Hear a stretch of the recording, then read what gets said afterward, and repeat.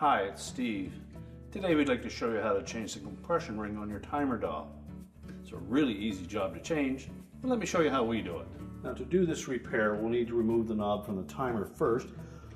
So make sure we have it in an off position or unplug it. Then pull the knob out, and that will expose a locking clip in behind that we'll need to release so that we can pull that knob off of the shaft. Slide that fork-shaped clip to one side. We can grasp it with a pair of needle nose pliers, and then you can slide the timer knob off. Now with the knob removed, next we'll need to pull the timer dial off, and if it isn't already off, take a thin putty knife, just go in under the edge gently, and then pop that off. Inspect the base of that timer dial, make sure that none of those four plastic tabs are broken. Take the new compression ring, and we'll need to stretch that out over the edge of that knob. Make sure that all four of these tabs are still intact and solid. You may find it advantageous to have these split in that set over top of the portion on there that has the rib that lines up with the timer.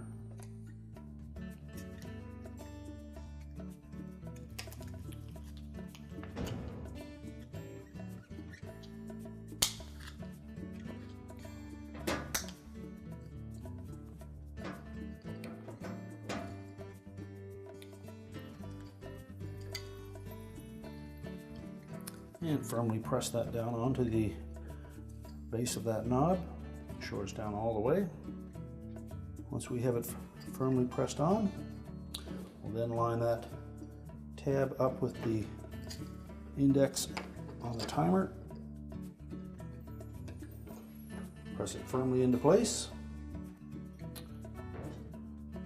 Take the little locking tab for that knob and just start it onto that knob so that it doesn't protrude into the inside opening on that.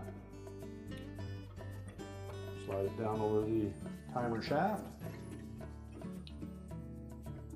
and line up that pin with the groove on the shaft.